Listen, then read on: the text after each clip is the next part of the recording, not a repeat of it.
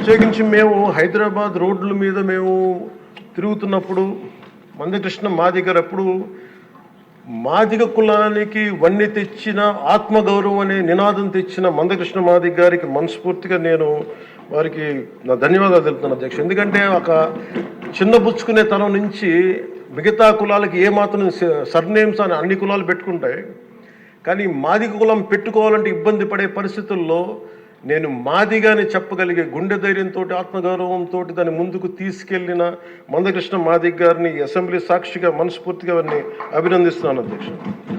అలాంటి ఆత్మగౌరవ పోరాటాన్ని ముందుకు తీసుకెళ్లి దాన్ని ఆంధ్రప్రదేశ్ ఉమ్మడి రాష్ట్రంలో ప్రవేశపెట్టిన ఘనత, దాన్ని ముందుకు తీసుకెళ్లిన ఘనత శ్రీ నారా చంద్రబాబు నాయుడు గారికి మన గౌరవ ముఖ్యమంత్రి గారు దక్కుతుంది అధ్యక్ష.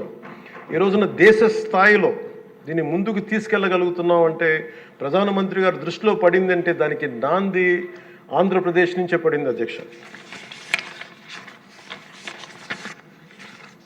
మేజర్గా మాకు అప్పుడు నేను ఇలా దళిత మేధావులతో అందరితో మాట్లాడుతున్నప్పుడు ఇది వర్గీకరణ మాల కులస్తులను తగ్గించి మాదిగలకి మాల కులస్తులకి అన్యాయం జరుగుద్దని చాలా రెండు వర్గాల వారు కూర్చొని మాట్లాడుకునేవాళ్ళు అధ్యక్ష.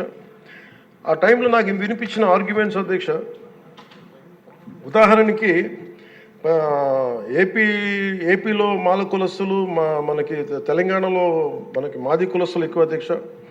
అలాగే ఇది ఒక్కొక్క చోట ఒక డామినేట్ ఒక్కొక్క కులం సబ్ క్యాస్ట్ ఎక్కువ బెనిఫిట్ తీసుకుంది రిజర్వేషన్లో, ఇది మిగతా వాళ్ళకు కూడా చెందాలనే దానిదే ఈ వాదనది. ఉదాహరణకి రాజస్థాన్లో అయితే మేఘవాల్స్ జాటోస్ ఎక్కువ తీసుకుంటారు రిజర్వేషన్లో, భైరవ కులస్తులు కానీ కోలీస్ కానీ దీన్ని తక్కువ శాతం తీసుకుంటారు, ఇక్కడ వాళ్ళు బెనిఫిట్ అవుతారు అధ్యక్ష రాజస్థాన్లో. అలాగే మనకి ఉదాహరణకి పంజాబ్లో అయితే రవిదస్య ముఖ్యంగా చెప్పాలంటే అక్కడ మన మాదిగ కులస్తులతో సమానం చమార్ కాస్ట్ వాళ్ళు ఎక్కువ బెనిఫిట్ తీసుకుంటారు అధ్యక్ష. కానీ అక్కడ ఈ రోజున మేజర్ భాగం దీనివల్ల బెనిఫిట్ అయితే అక్కడ బాల్మీకిలు, మజాబీ సిక్కులు, అలాగే ఇలాగ అనేక విభిన్నంగా ఒక్కొక్క చోట ఉన్న ఈ డామినెన్స్ కావచ్చు లేదంటే ఎక్కువ శాతం తీసుకోవడం కావచ్చు, ఇట్స్ అ బ్యాలెన్సింగ్ యాక్ట్ అధ్యక్ష. ఇది వీటన్నిటిని గుర్తించి మనస్ఫూర్తిగా ఈ రోజున నారా చంద్రబాబు నాయుడు గారి ఆధ్వర్యంలో ఈ రోజున ఈ ఎన్డీఏ కూటమి ప్రభుత్వం ఈ మా రిజర్వేషన్ వర్గీకరణ బిల్లుని మనస్ఫూర్తిగా జనసేన తరపు నుంచి మనస్ఫూర్తిగా మేమందరం సమర్థిస్తున్నాం అధ్యక్ష. ప్రత్యేకించి నేను మొన్న రాజీవ్ రంజన్ మిశ్రా గారితో మాట్లాడుతూ ఉంటే 100 ఉన్న దాదాపు 59 ఉపకులాలు మా దళిత కులాలు, ఇవన్నీ మాలమాదిగా దళిత ఉపకులాలతో సహా 59 ఎక్కువ సంఖ్యాబలం ఉన్నాయి. దీన్ని ఎలా చేస్తారంటే 100 లోపు నుంచి 10,000 లోపు ఉండే 46 కులాలు అధ్యక్ష. కొన్ని కులాలు దాదాపు 30-40 మంది కూడా ఉన్నారని వారు తెలియజేశారు అధ్యక్ష.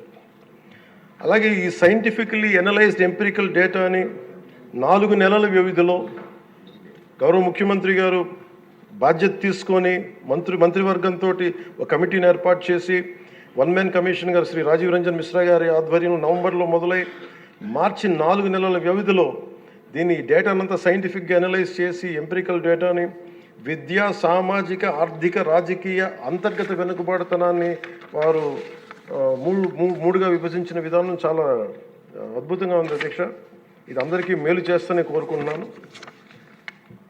మందకృష్ణ గారు వర్గీకరణ ఉద్యమానికి ఆద్యులు, మందకృష్ణ గారు వర్గీకరణ ఉద్యమానికి ఆద్యుడు, వర్గీకరణ సాధన పోరాట సమితి యోధుడు అధ్యక్ష మందకృష్ణ గారు.